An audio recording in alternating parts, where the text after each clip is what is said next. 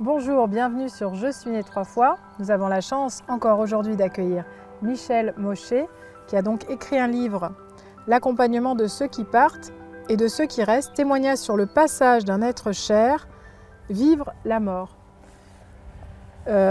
Aujourd'hui nous avons la chance d'avoir Michel Maucher, mais je ne peux pas m'empêcher de penser assez régulièrement d'ailleurs à Christiane Singer et à son dernier livre, Fragment d'une vie, qui m'avait bouleversée à l'époque. Christiane était une femme extraordinaire. Et quand elle a appris qu'elle était touchée par la maladie, elle nous a fait un cadeau extraordinaire. Elle a continué à témoigner. Et elle a témoigné jusque sur son lit d'hôpital. C'est un texte que j'ai publié il y a déjà des années sur Facebook parce qu'il m'avait extrêmement touchée. Cette femme, elle était vivante jusqu'à la vie. Jusqu'au bout de la vie, elle parle et elle vit la vie. Je ne sais pas comment expliquer ça. Et donc elle parlait d'une fin de vie, mais c'était une vie en fait. Et ça m'avait bouleversée, son témoignage. Est-ce que tu peux nous parler de ce que nous appelons, mais peut-être faudrait-il encore, cette fin de vie. Voilà.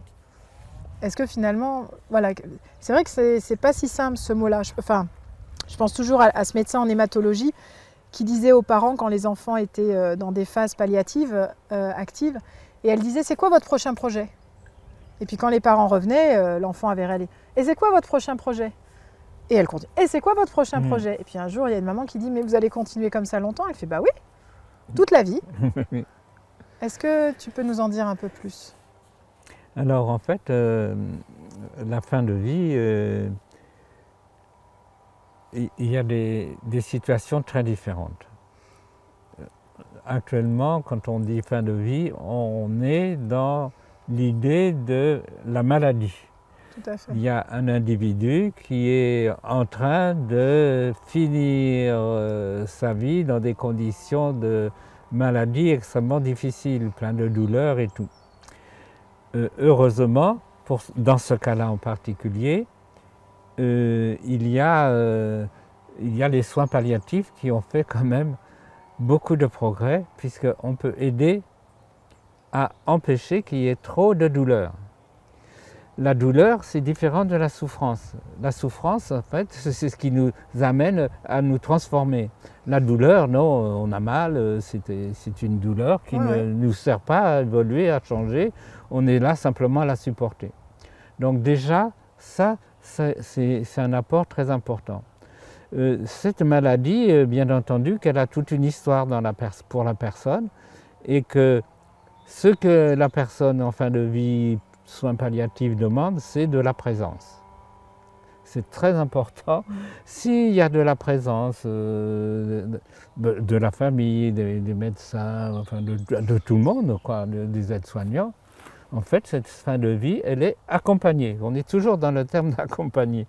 Et si c'est vraiment accompagné, ça veut dire que tout le monde est au courant. Évidemment que la personne, elle sait qu'elle en a plus pour vraiment longtemps. La famille le sait, les aides-soignants le savent, le médecin le savent, les médecins le savent aussi. Donc tout le monde le sait. Et le fait que tout le monde le sait, une simple concertation suffit à penser que là, ça peut suffire. C'est important ce que dit Michel, parce qu'il y a encore, moi ça m'arrive encore régulièrement d'entendre des personnes me dire « Bon, pour l'instant, personne ne lui a dit ». Comme s'il ne le savait pas. Bon, d'accord. Ça arrive encore, hein, j'entends, j'ai encore ces mots-là qui sont encore présents. Donc ça, c'est l'idéologie qui fait que on a peur de dire quelque chose, mais chaque fois qu'on a peur de dire quelque chose, on sait qu'on est dans l'erreur. Parce que comment faire face à quoi que ce soit si on n'est pas au courant? Alors nous avons beaucoup de chance parce que depuis, il y a Harry Potter qui a quand même, quasiment tout le monde a vu Harry Potter. Et dans Harry Potter, il y a celui dont on ne peut pas prononcer le nom. Et celui dont on ne peut pas prononcer le mot, il s'appelle quand même Voldemort. Et donc, lui, à un moment, il va dire « Voldemort ». Et là, tout le monde s'arrête. C'est comme si de le dire, ça allait le faire arriver. Et donc, il y a vraiment tout un travail, je trouve, d'oser dire. Et voilà. Donc, il y a cette superstition qui consiste à penser que le fait de dire, d'accepter les choses comme elles sont, va déclencher. Alors, bon, le nombre de médecins qui disent « Oui, mais vous allez tuer vous allez tuer la personne si vous lui dites, mais non, écoutez, c'est pas ça qui la tue quand même. C'est ridicule. La pensée est ridicule de mettre sur le dos de la famille ou des proches, de dire la réalité à quelqu'un. Non, dire la réalité à quelqu'un, ça lui permet, justement, parce qu'on en parlait tout à l'heure, que la conscience va pouvoir se mettre au travail et va pouvoir commencer enfin à s'occuper de ce qui lui arrive. Oui. Sinon non, je vais partir, je vais remonter à l'Himalaya et tout. Bon, non, c'est pas le moment de... Il faut faire face et à ce moment-là, la conscience se met au travail. Et donc, ce qui se passe souvent pour cette fin de vie aussi, un autre phénomène très important, c'est que les soignants, tout le monde autour, la famille, disent « Oh, là, elle perd la boule, la personne, elle perd la boule ». Parce qu'en réalité, ce qui se passe en fin de vie, c'est qu'il y a, en fait, c'est un phénomène qu'on peut vraiment observer. Ce qui nous anime, c'est l'âme. On est animé par l'âme.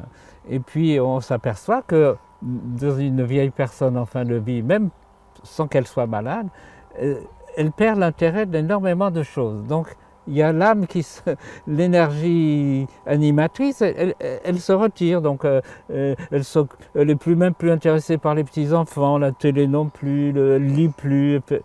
En fait, elle est en train de partir. Si elle le sait, c'est mieux pour elle. Et elle est tellement en train de partir qu'elle fait des passages de l'autre côté. Elle fait des expériences. Elle fait en particulier des choses qu'elle aurait aimé faire mais qu'elle n'a pas fait. Faire le repas de famille qu'elle n'a pas fait, ben, elle va le faire.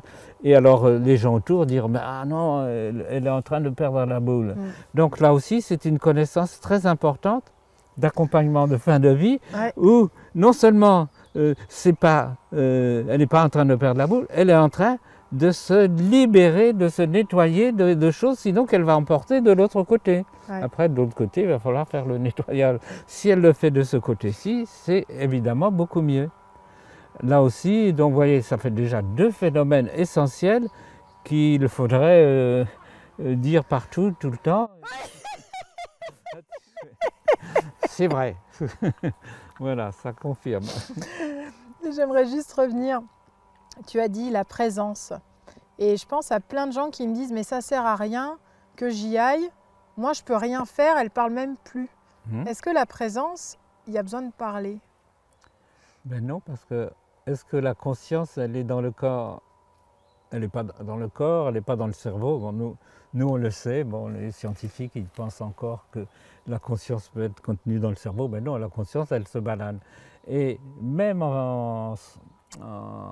lorsque les gens sont dans le coma, même un coma profond, maintenant, même, on sait que la conscience reste éveillée. Oui. Et donc, la présence est essentielle parce que, justement, il y a une communication. Alors, les gens qui sont un peu plus sensibles, ils peuvent vraiment communiquer. Voilà, ça existe, des gens sensibles, hypersensibles, qui peuvent communiquer, savoir, et qui peuvent effectivement avoir des informations, des échanges. Alors, mais même sans le savoir, il y a des échanges. Cette subtilité... évidemment, on est dans un monde tellement matérialiste qu'on considère que... mais même cette matière est tellement subtile. Michel, par rapport à ce que tu nous disais, donc à l'hôpital, je pense que c'est important. Pour moi, ça m'a vraiment... Il y a deux choses que j'aimerais ajouter à ce que tu dis qui me semblent importantes. D'abord, c'est un mea culpa par rapport à moi. Quand je suis allée voir ma grand-mère à l'époque, je ne savais pas qu'elle était en fin de vie. Je ne savais pas du tout où elle en était de son processus. J'étais vraiment jeune à l'époque. Et il y a une infirmière qui m'a dit « Ah, vous êtes psychologue, du coup, je peux quand même vous dire, bon, votre grand-mère, elle perd un peu la tête. » Et ça m'a beaucoup surprise parce que ma grand-mère, s'il y a une chose que je savais, c'est qu'elle ne perdait pas la tête. Donc j'ai demandé pourquoi elle perd la tête. Elle dit « Bah, vous savez, parfois elle se tourne comme ça et elle parle à Suzanne. » Et là, ça m'a interpellée parce que Suzanne, c'était sa grande sœur. Oui. C'était ma tata Suzanne, que j'aime beaucoup, et c'était sa grande sœur. Et à l'époque, ça m'avait quand même choquée que mamie ne se souvienne pas que Suzanne était morte. Évidemment, j'étais loin de connaître, savoir, j'étais pas du tout initiée. Et voilà, je suis restée longtemps avec ça jusqu'au jour où j'ai découvert qu'en fait, voilà, en fait, elle était en train de se préparer, elle était déjà dans un entre-deux, j'allais dire. Et elle était tout à fait sereine parce qu'effectivement, elle nous disait qu'elle était très contente de retrouver, voilà, elle aimait beaucoup sa sœur. Et du coup, elle était très contente. Voilà. Donc ça, c'est la première chose parce que c'est par rapport à ce que tu as dit. Tu veux... Voilà, juste un mot. On voit que là aussi, même de l'autre côté, il y a un accompagnement puisque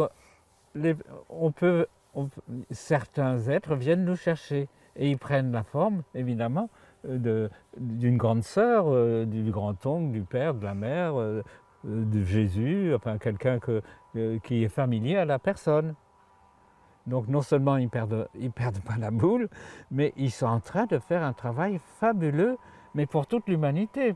Oui, j'entends. Et des témoignages comme ça, alors j'en ai eu des dizaines et des dizaines. Hein, Et le deuxième, c'est, je pense à Aurélie, une infirmière extraordinaire, qui parlait vraiment tout le temps aux malades, qu'ils soient inconscients ou conscients. Et un jour, je lui dis, tu as l'air vraiment à l'aise, Aurélie, avec les patients inconscients. Et elle me dit, oui, mais parce que tu ne connais pas mon histoire. Et elle me dit, un jour, je suis mutée dans un service, mais l'horreur, quoi. Un service où il n'y a que des gens en état végétatif. Et elle m'a dit, mais moi, je ne tiendrai jamais. J'adore parler. Je vais parler avec qui? Elle m'a dit, bah moi, tant pis. J'y allais le matin et je dis, bonjour, je suis Aurélie, je suis votre infirmière aujourd'hui.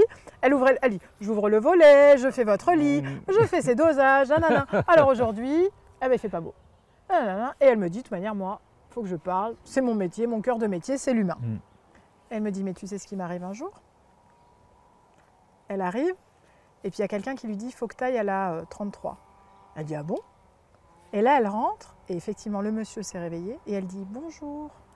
Et là, il fait, ah, bonjour Aurélie. Alors là, pour elle, ça a été un changement de vie. Parce que elle me dit, moi, je l'ai fait, je vais être honnête, d'abord pour moi, parce qu'il fallait que je cause. Mais là, cet homme, il dit, vous savez, tous les jours, et quand vous étiez là, j'étais rassurée. Parce que je savais quel temps il faisait, quel jour. Elle disait qui elle était, le jour où elle était, ce qu'elle faisait et le temps qu'il faisait. Voilà. Et il dit, eh ben avec vous, j'avais un repère. Et alors elle m'a dit, bah moi, ça m'a changé ma pratique. Hein. Et ça, je la remercie parce que c'est, j'allais dire, une vieille infirmière qui a du vécu. Et ça, c'est une expérience du vivant. Et du vivant qui perdure, quel que soit l'état de conscience. Voilà.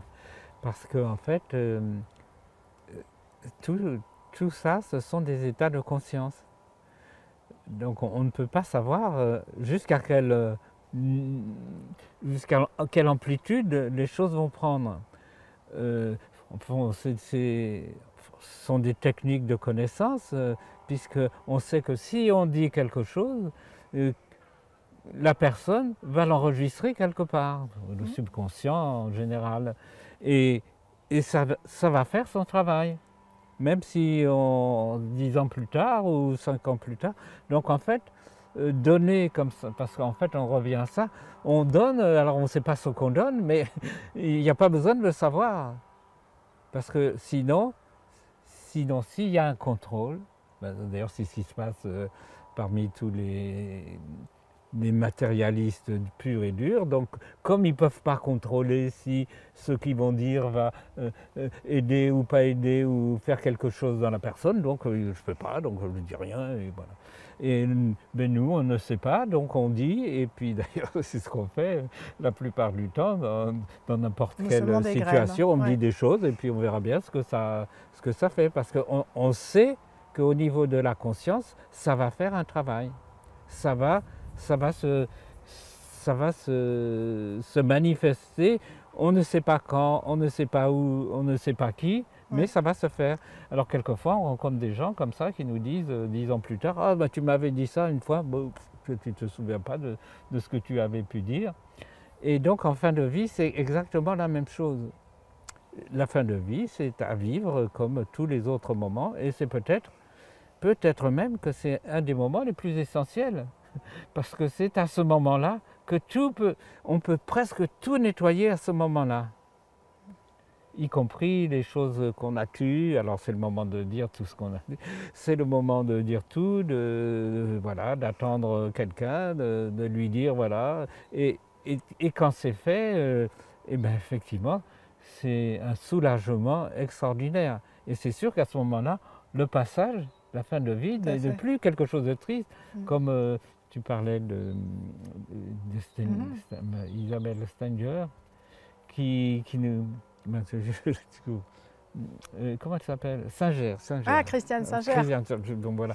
Et donc, et en fait, c'est ce qui se passe, et des témoignages comme ça dans toutes les traditions spirituelles, on les a. Et on sait qu'il y en a qui disent, bon, ah ben dans 3 jours, je coupe le fil. Voilà, hein, on trouve des histoires comme ça chez tous les connaissants.